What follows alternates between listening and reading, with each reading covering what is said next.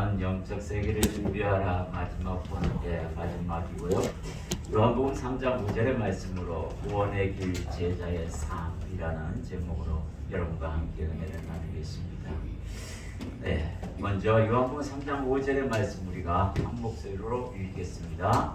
예수께서 대답하시되 진실로 진실로 내게 이르노니 사람이 물과 성령으로 나지 아니하면 하나님의 나라에 들어갈 수 없느니라. 아멘. 주님께서 우리를 구원의 길로 이끄십니다. 그리고 그 길을 활짝 열어두셨어요. 누구든지 이 길에 올랐으면 내가 그와 함께하리라 라고 분명하게 우리는 약속을 했습니다. 약속을 받았고 우리도 약속을 했어요. 여러분들이 이제 그 구원의 길을 걸어감에 있어서 제자의 삶, 또 하나님께서 이끄시는 그 삶이 무엇인지 정확히 보고 가야 한다라는 겁니다. 여기에는 어린아이나 어른이나 상관없이 다 동등한 은혜로 주어진 거고 값없이 받은 것이고, 또 여러분들에게 삶의 원리와 방법과 그 이끄심을 분명히 제시하였어요. 근데 여러분들은 아마 다 알고 익히 귀에 담고 마음에 두고 있는 말씀들입니다. 근데 왜 주님께서 영적 세계를 준비하라 하신 말씀 마지막에 이것을 넣었을까라는 생각을 해봤어요. 이걸 원래 제목으로면 제일 앞에 가야 되는 게 맞습니다. 그죠? 구원의 길이라는 건 구원을 어떻게 받는지. 근데 오늘 이 마지막에다 넣으신 이유는 뭐냐면 다시 한번 여러분들에게 강조하기 위함이다라는 거예요. 그래서 여러분들이 진짜 내가 구원받은 사람으로서 하나님께 감사하고 있는가, 그거부터 체크하고 주님께서 오늘 하신 이 말씀에 대한 의미를 정확하게 알고 내 삶에 한번 적용해 봐야겠다라는 다짐이, 결단이 함께 있어야 하는 겁니다. 여긴 예외가 없어요. 우리 여기 학생들도 있고 청년들도 있지만 예외가 없습니다. 다 주님께서 말씀하신 것은 공의, 구원의 길을 걸어가고 있는 모든 자를 향하여 이야기합니다. 주님께서는 물과 성령으로 거듭나라 하십니다. 그리고 하나님 나라에 들어갈 반드시 그 조건이 물과 성령으로 거듭나지 아니하면, 세례받지 아니하면 들어갈 수 없다라고 분명히 주님이 천국의 주인이시고 길과 생명이 되시는 분이시기에 그분의 말씀이 정확한 거예요. 여러분들 광야에서 소리치는 자가 누구예요? 세례 요한입니다. 세례 요한이 광야에서 소리쳤어요. 뭐라고 소리쳤죠? 회개하라, 천국이 가까이 왔느니라. 그리고 그분이 요단강에서 축함으로 세례를 베풉니다. 주님도 그 앞에서 무릎을 꿇고 세례를 받습니다. 전능자이신 하나님께서, 성자의 하나님이 되시는 그분이 인간인 세례 요한에게 무릎을 꿇고 세례를 받으시는 그 광경을 여러분 한번 생각해 보십시오. 어떤 신이 그렇게 하겠습니까? 어떤 그 신들은, 모든 신들은 다 우리에게, 피조물에게 뭔가 달라고 합니다. 그리고 우리 보고 무릎을 꿇으라고 합니다. 경배하라 하라고 그렇게 요청하죠.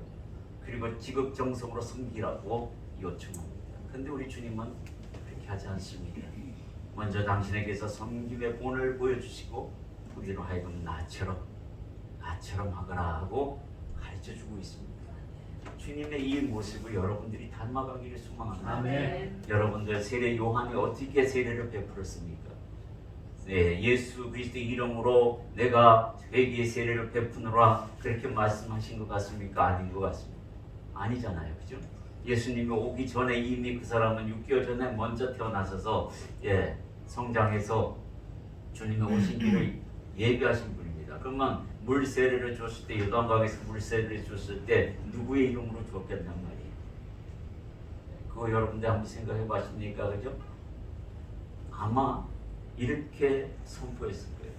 물을 끼얹으며 물에 담갔다 다시 올라와 일으키며 하는 말씀이 회개하거라, 천국이 가까이 왔느니라 하고 아마 그렇게 세례를 베풀지 않았나 싶습니다.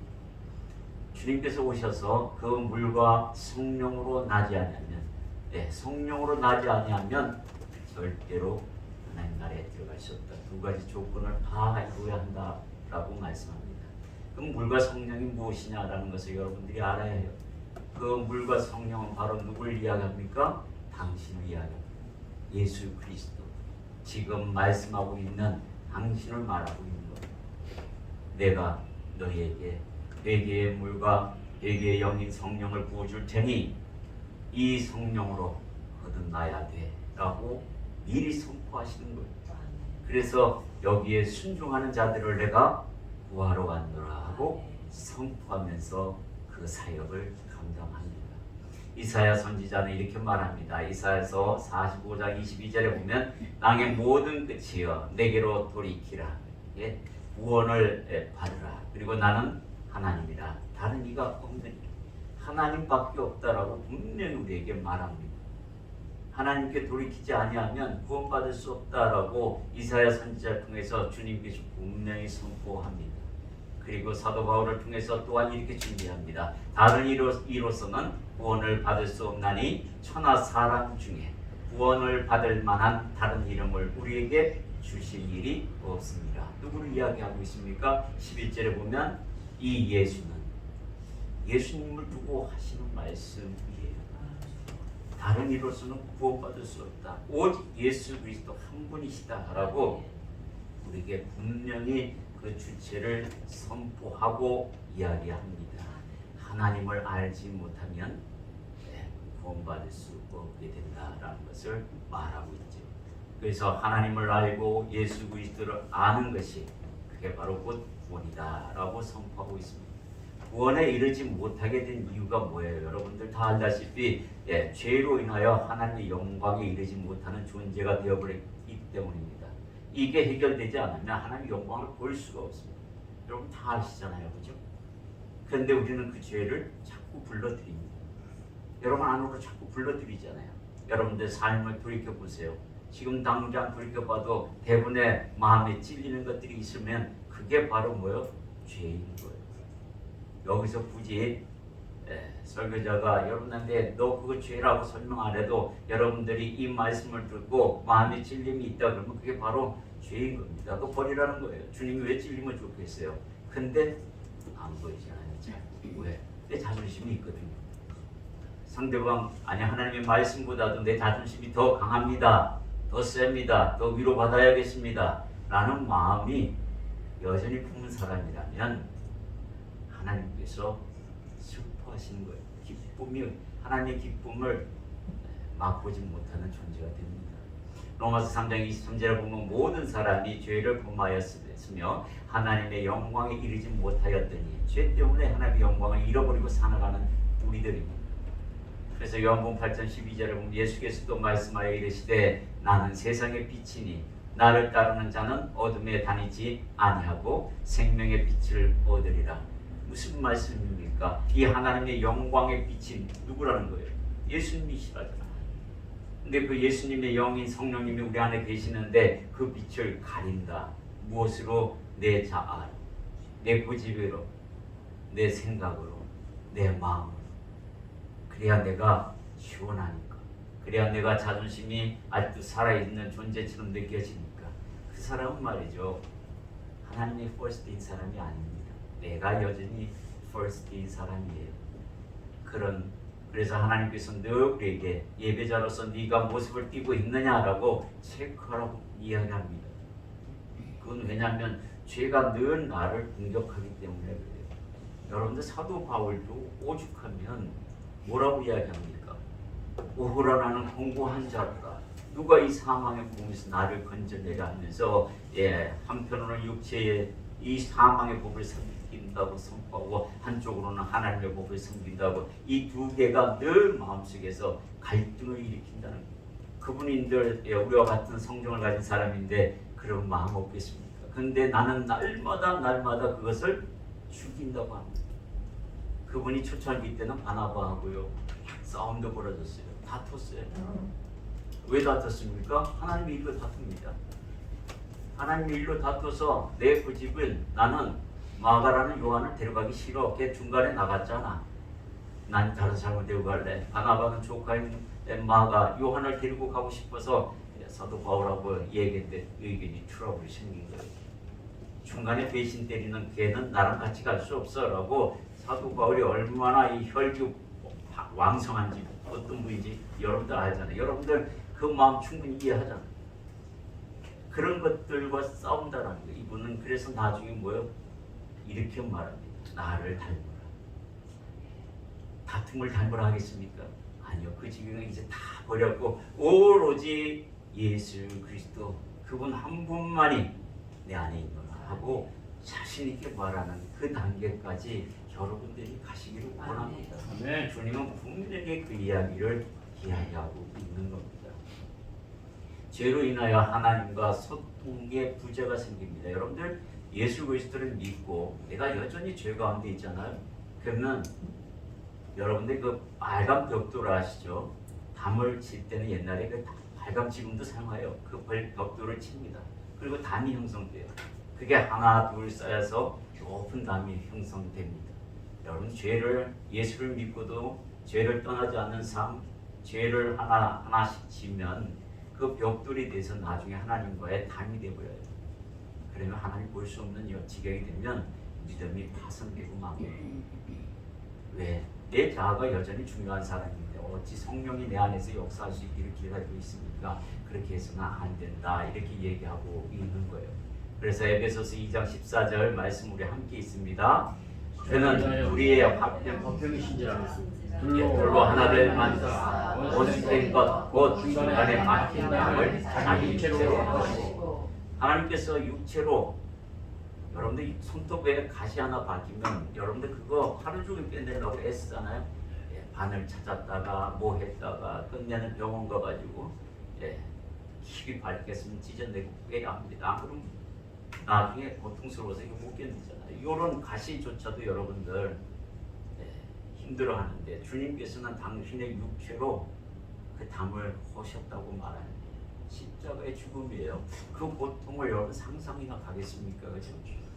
근데 그 고통을 내가 너 대신 감내했다고 분명히 선포하는데 우리가 작은 일에 충성했어야 되겠습니까? 육체의 그 작은 일에 충성해가지고 친구들이랑 싸우고는 화해하지 아니하고 친구들과 다투고는 말이에요. 그렇게 하면 안 되는 겁니다.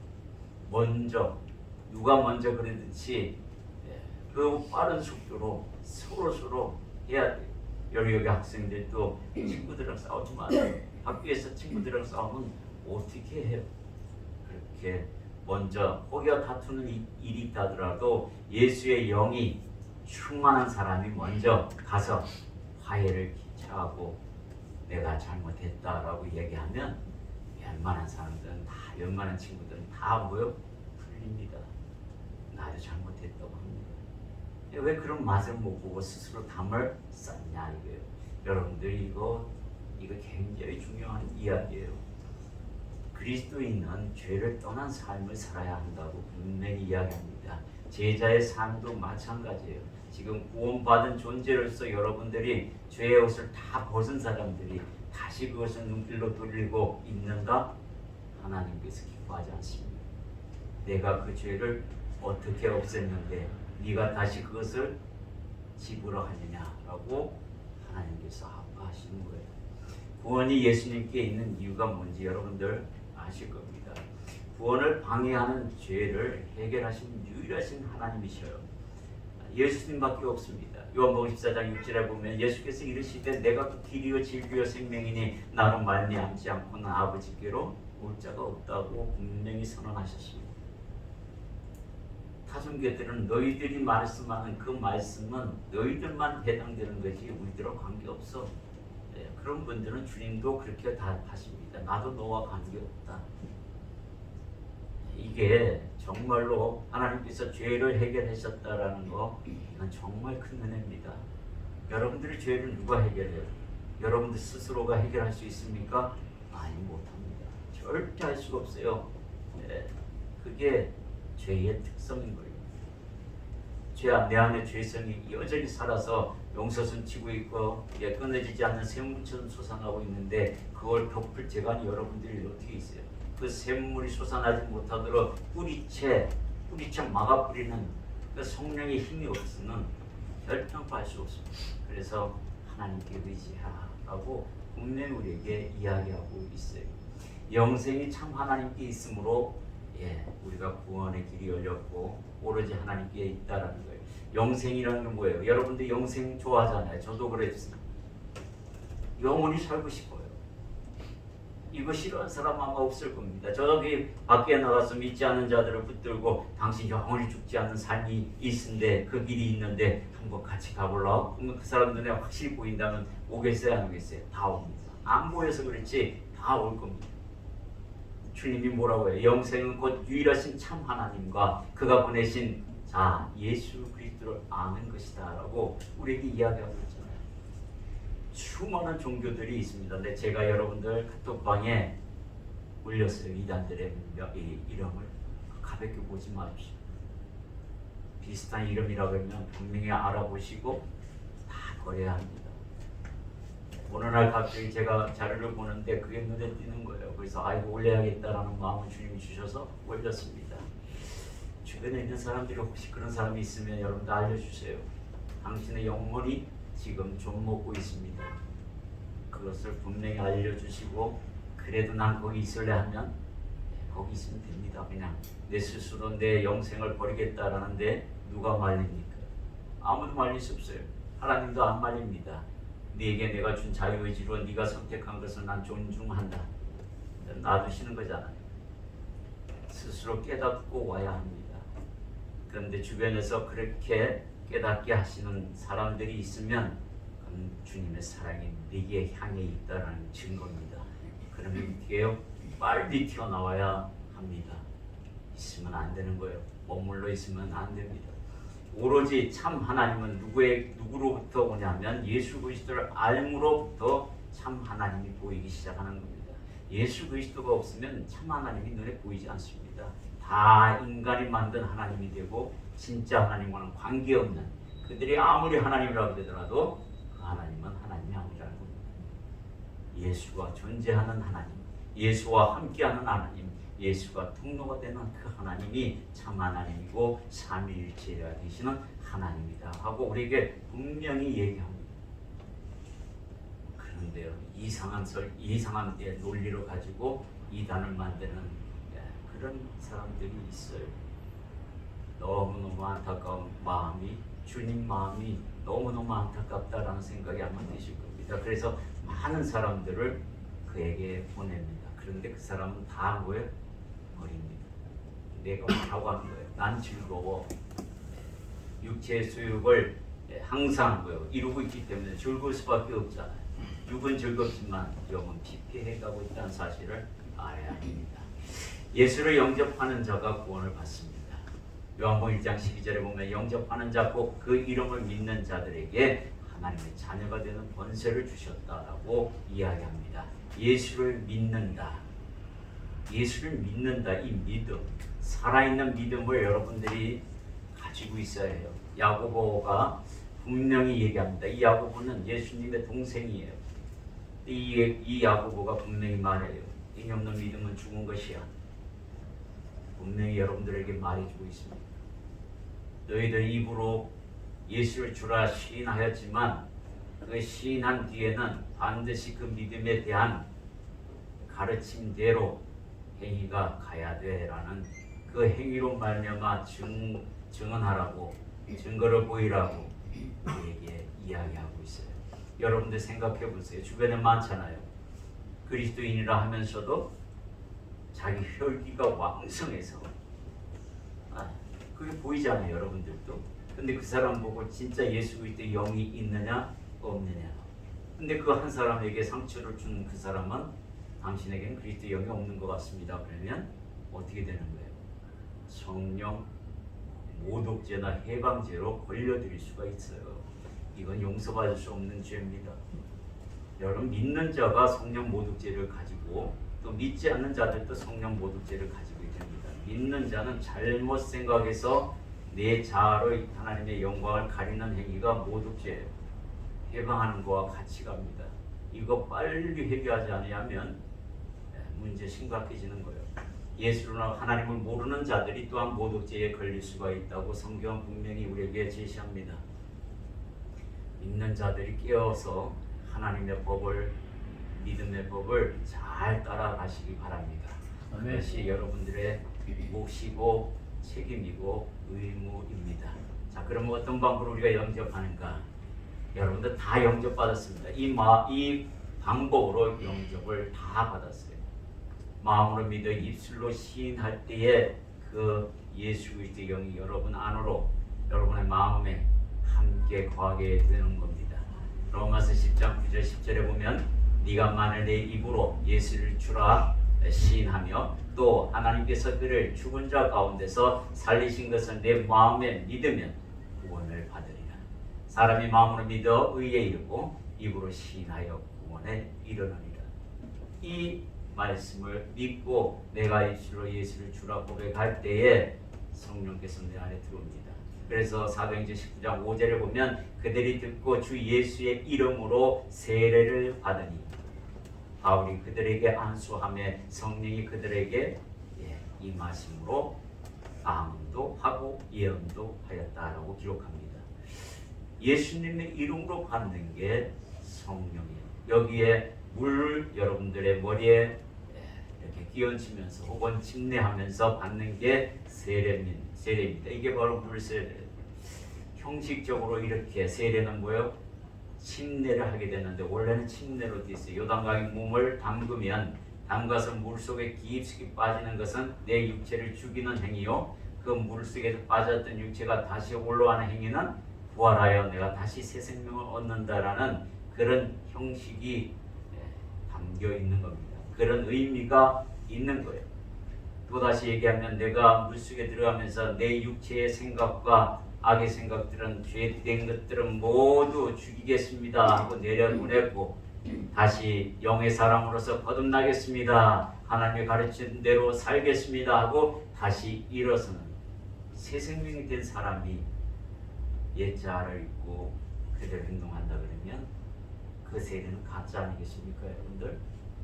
그래서 세례는 뭐예요? 예수 그리스도로 옷 입는다고 여러분들 입으로 얘기하겠습니다. 성경도 그렇게 말씀하고 가르치고 있습니다. 근데 진짜 예수 그리스도의 옷을 입고 그리스도의 향기를 내냐? 아니죠, 그죠? 제자의 삶, 어떤 모습의 제자인가? 여러분들 여기에 해당되는지 안 되는지 한번 읽으면서 한번 보십시오. 어떤 부류의 사람인지를 여러분들 한번 보시기 바랍니다. 우리 누가복음 9장 57절에서 62절의 말씀을 한 목소리로 읽습니다. 길 가실 때에 어떤 사람이 여짜오되 어디로 가시든지 나는 따르리이다. 예수께서 이르시되 여우도 굴이 있고 공중에서도 집이 있으니 인자는 머리 둘 곳이 없도다 하시고 또 다른 사람에게 나를 따르라 하시니 그가 이르되 나로 먼저 가서 내 아버지를 장사하게 하옵소서. 이르시되 죽은 자들로 자기의 죽은 자들을 장사하게 하고 너는 가서 하나님의 나라를 전파하라 하시고 또 다른 사람이 이르되 주여 내가 주를 따르겠나이다. 나로 먼저 내 가족을 작별하게 허락하소서. 예수께서 이르시되 손에 쟁기를 잡고 뒤를 돌아보는 자는 하나님 나라에 합당하지 아니하리라 하시니라. 여기에 합당하지 아니하시니라 이 세 종류의 사람 보고 이야기합니다. 다행히도 하나님 나라에 합당하지 않다라는 말은 합당하게 바꾸면 된다라는 여지를 주셨기에 우리들에게 비전이 있기는 있습니다. 자, 어떤 내용인지 한 번씩 보겠습니다. 첫 번째 사람은 서기관을 이야기합니다. 마태복음 8장에 보면 이를 서기관으로 표현합니다. 서기관이 묻는 겁니다. 그래서 누가복음 9장 57절에 어떤 사람이 하는 것은 서기관을 말하는데 여짜오되 어디로 가든지 나는 따르리이다 하고 분명하게 자신을 의지를 말하고 있어요. 여기서 어디로 가든지라는 말은 어떤 헌신도 내가 감당하겠습니다 라는 뜻이 원어적으로 포함되어 있습니다. 그래서 주님께서 그렇게 말씀하시는 거예요. 그 헌신에 대하여. 그리고 따르리라 하는 말은 당신을 내가 닮아가겠습니다 라는 뜻도 함께 가는 겁니다. 그러니까 이 사람은 일단은 각오로 예수님께 나와서 자신을 고백합니다. 주여 어디로 가시든지 나는 따르리이다.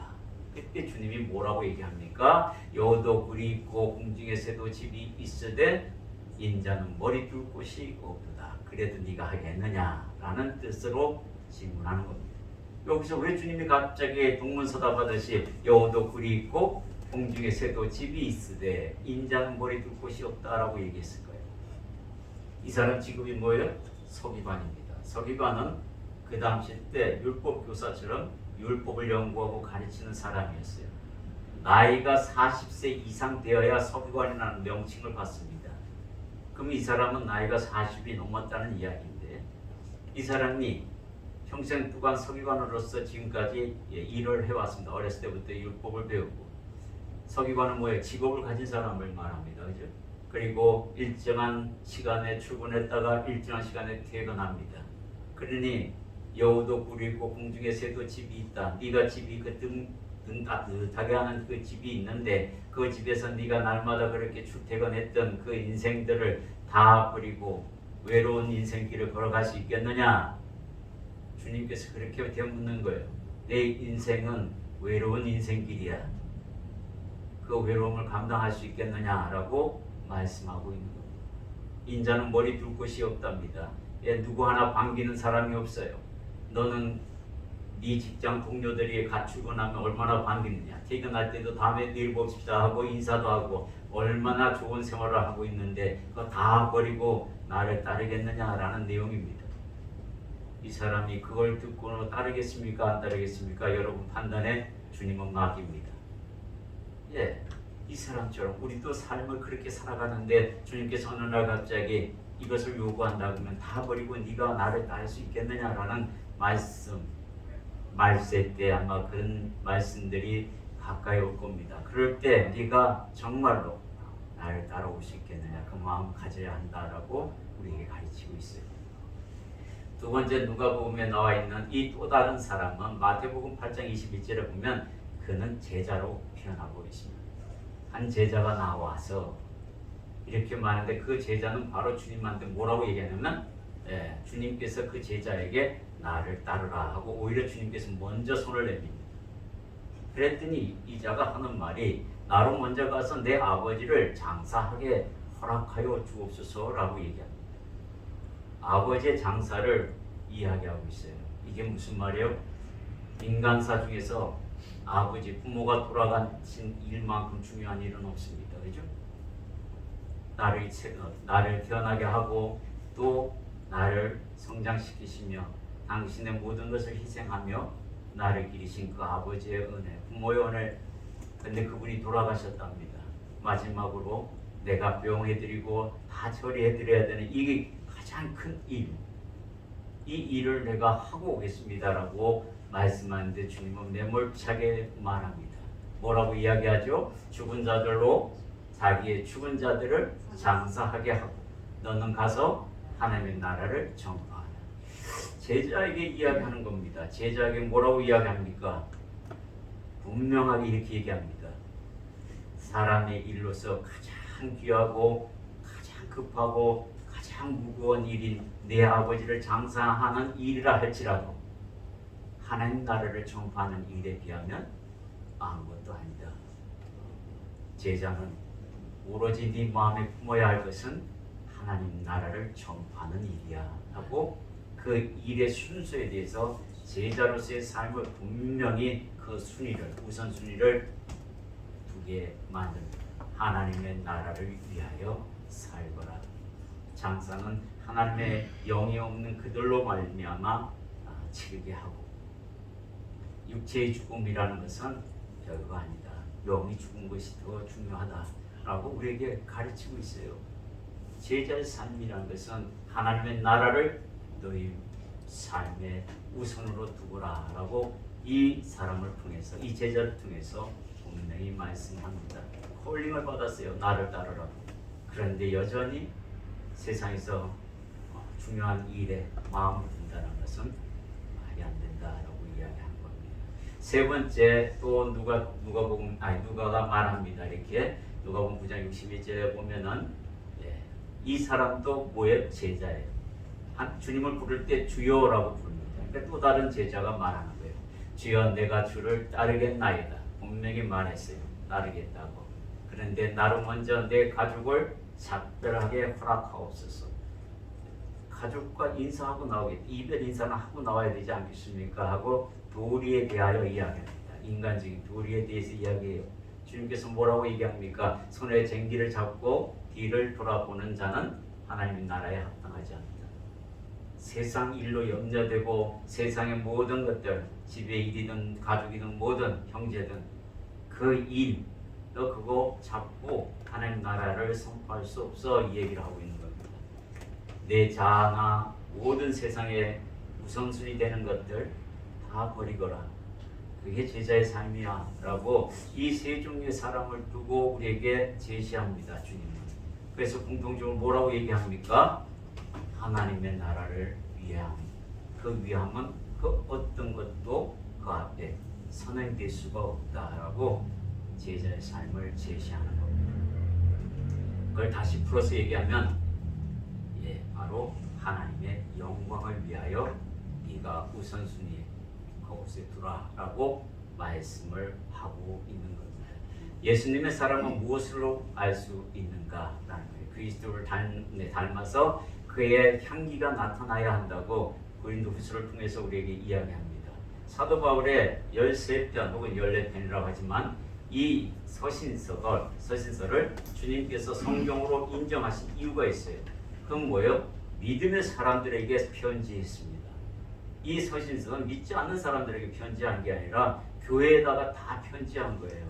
그럼 교회는 누가 있어요? 믿는 사람들이 있는 곳이 아닙니까? 그 믿는 사람들의 생활 방식을 대하여 우리에게 권면하고 있는 거예요. 너희가 예수를 주라 시인하고 닮겠다고 했으면 이런 사람이 되어야 돼 하고 가르치는데, 그때 당시 때 교회가 요즘 사람들처럼 타락되어 있었다라는 거예요.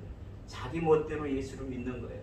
예수를 영접하면서도 자기 지식대로, 유대인들은 율법대로, 우상숭배했던 사람은 그냥 우상숭배한 그 습관대로 예수를 믿었다라는 거예요. 그거 아니다. 그거 다 버려야 한다라고 분명히 이야기하면서 너희 몸에 사망의 냄새가 아니라 생명의 냄새, 그리스도 향기를 드러내는 삶이 되어야 한다라고 선언하고 있는 겁니다. 여러분들 그리스도 향기를 내는 분들, 저도 가끔 이 말씀을 보면요 뜨끔합니다.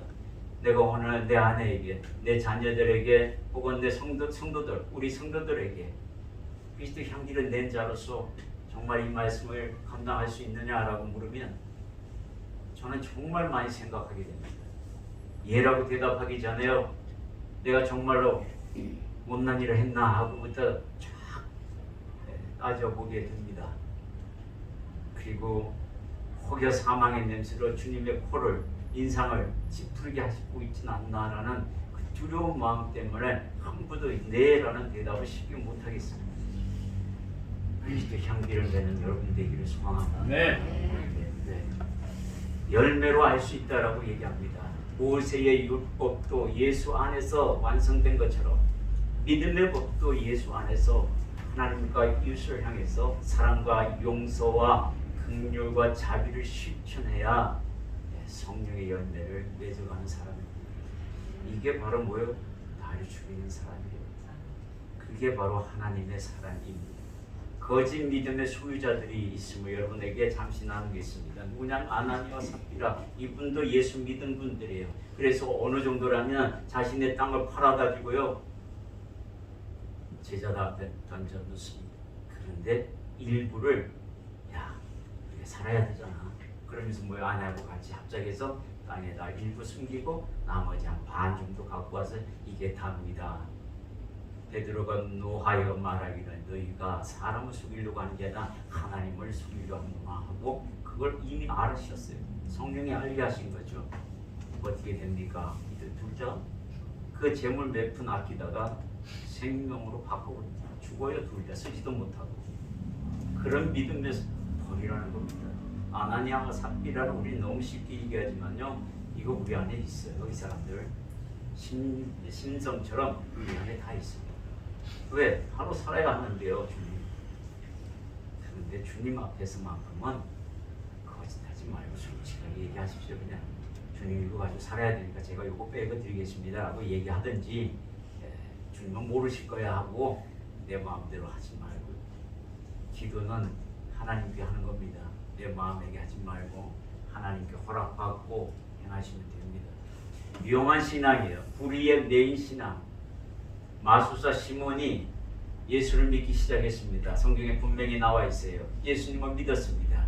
근데 안수를 막 빌립 이 일곱 집사 중에 빌립이 안수를 받았는데 성령이 막 역사되고 막 병든 자도 막 치료받고 귀신도 내쫓고 막 그러니까 마술사로서 야, 저 능력은 장난 아니다 하면서 베드로에게 돈을 주고 내가 그 능력을 받고 싶다 했다가 아주 야단 맞는 말씀입니다. 네가 불의한 마음으로 어찌 성령을 모독하느냐 하면서 아주 크게 야단을 치죠. 그때 시몬 이 마술사 시몬이 베드로에게 고백합니다. 당신이 지금 내게 저주한 거 이루어지지 않기를 소망합니다. 제가 잘못했습니다 하고 바로 무릎을 꿇고 얘기하게 됩니다. 이런 불의의 메인 신앙벌이라는 겁니다. 이 하나님과 삽비라와 같은 그런 마음도 있고 이 마술사 시몬처럼 하나님을 잘못 오해해서 불의의 메인 경우도 있다는 겁니다. 그래서 잘못 가르침을 받으면 이런 신앙이 되어버리고 변질되어서 오히려 저주를 받는 신앙이 되어버린다. 문제 심각한 거죠. 여러분 그런 믿음이 아닙니다. 그런 행위를 다 버려야 합니다. 믿음이 가짜라는 것을 어떻게 압니까? 우리 요한복음 15장 2절에서 8절의 말씀 보면 포도나무의 비유가 나옵니다. 우리가 포도나무에 접붙였다라고 분명히 말씀을 들었죠, 여러분들 다. 그래서 여러분들 다 포도나무에 접붙임을 당한 사람들입니다. 가지예요. 그러면 포도나무 원줄기로부터 에너지를 공급받아야 합니다. 그걸 주님은 이렇게 표현합니다. 네가 내 안에, 내가 네 안에. 그게 소통이 없으면 이 가지는 어떻게 되죠? 메말라 열매를 맺을 수가 없죠. 왜? 영양 공급이 안 되는데. 그러면 그게 접붙임을 당했어도 나중에는 어떻게 돼요? 잘라서 불수시개를 쓰겠다라고 얘기합니다. 무서운 말씀이에요. 그냥 읽을 게 아닙니다. 여러분들 내가 접붙임을 당했으면 하나님과 소통하는 걸 열어놓으셔야 돼요. 죄로 담을 쌓으면 소통이 안 됩니다. 믿음을 가졌다 하고 내 마음대로 행동하는 거 그거 죄를 다시 쌓는 어리석은 자다라고 분명히 우리에게 이야기하고 있습니다.